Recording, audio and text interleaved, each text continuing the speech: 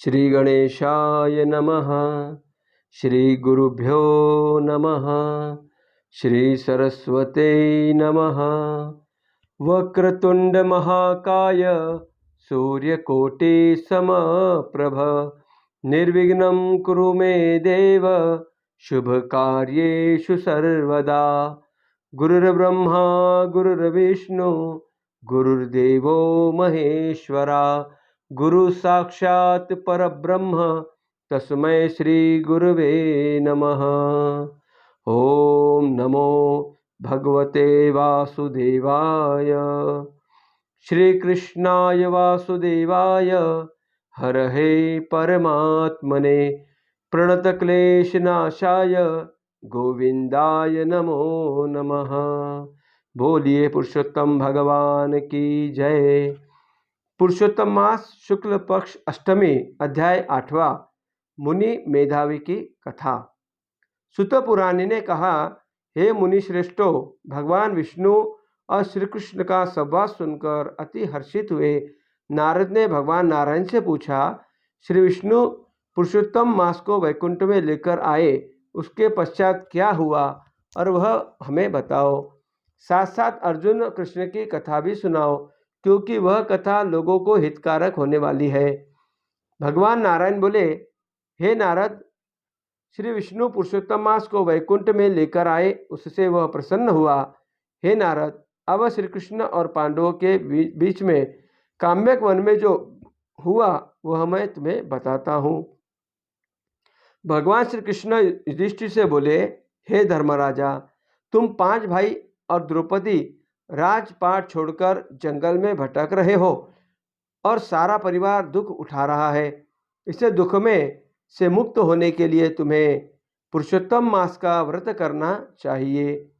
तुम्हारे शत्रुओं के भय से यह व्रत भूल गए होंगे, इसमें तुम्हारा कुछ दोष नहीं है। अपने भाग्यवशात मानवों को दुख उठाने पड़ते हैं। तुम्हारे दुख का भी एक कारण है। श्री कृष्ण पांडवों से आगे बताते हैं, पूर्व जन्म में द्रौपदी मेधावी ऋषि की कन्या थी। उसे लाड़ प्यार में पाला गया।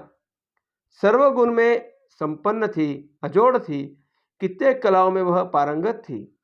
एक समय पड़ोस में रहने वाली उसकी सहेली उसके बालक को रिझाते देख मेधावती को भी संतान सुख की इच्छा जाग उठी।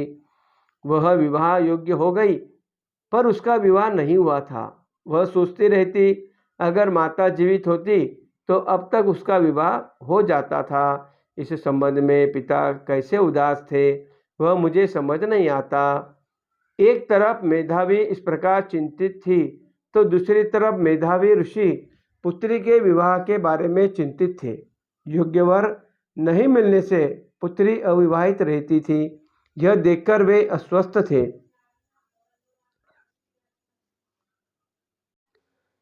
इसलिए वर शोधार्थ परगांव जाने का उन्होंने सोचा और वे निकल पड़े।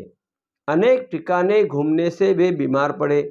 मुश्किल से वे अपने आश्रम लौटे और बीमार अवस्था में बिस्तर पर पड़े रहे। उनमें उठने बैठने की शक्ति नहीं थी। पिता की यह हालत देखकर मेधावती मायूस हो गई। मेधावी ऋषि शुद्धि पर आने पर उन्होंने प्रभु को प्रार्थना की, हे दीनानाथ, हे राधारमन, हे राधापति, हे गोविंद, संसार समुद्र में डूबे हुए मेरा आप रक्षण करो। आपकी कृपा बगैर मेरा दुख दूर नहीं होगा। आप मुझे जैसे निराधार का आधार है। आपको मैं नमस्कार कर रहा हूँ। मेधावी ऋषि की इस प्रकार की स्तुति सुनकर विष्णु लोक में से भगवान के दूत मेधावी ऋषि के पास आकर उसका आत्मा भगवान विष्णु के चरण में कमल में उन्होंने पहुंचा दिया।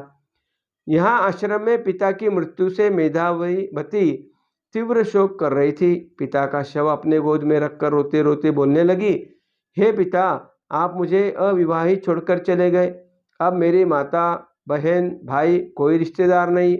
मुझे किसके सहारे छोड़कर चले गए हो?